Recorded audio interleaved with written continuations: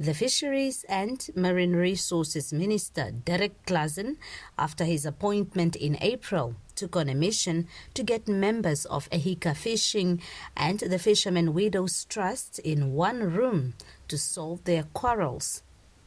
Claassen says the long ensuing issue served to divide the community of Narraville especially, as the company owners and the trust's beneficiaries are predominantly from that suburb.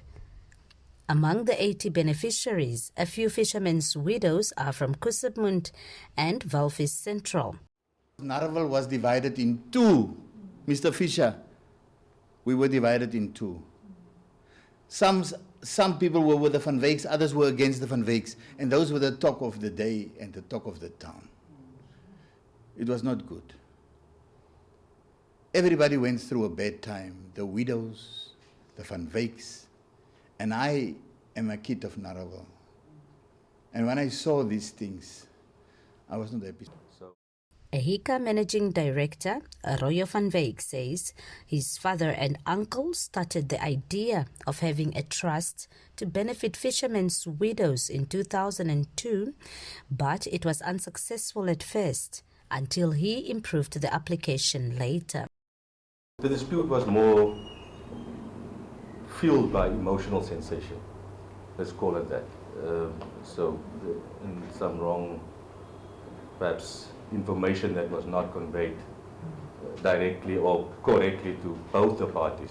But nonetheless, the parties has come to the table, and as my dad and Mr. Fisher said, is that Ehika, the management, is more than willing to, forget the past, and we support the Fishermen's Widows Trust going forward.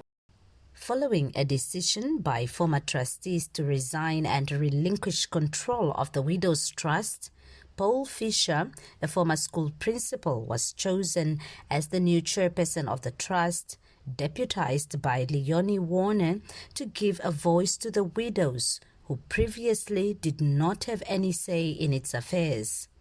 We can applaud them because they have resigned from the trust in the first place, and also the widows chose their own representatives as trustees, and out of the trustees, you cannot just take anybody from the floor to be a board member, because the trustees is the ones that is running the trust. So they will know what is the needs of the trust, and automatically they will then elect one or two of them to serve on the board of directors of Ehika, whereby they can protect the interests of the trust. Claassen says he receives numerous requests daily from players in the industry asking him to settle their disputes.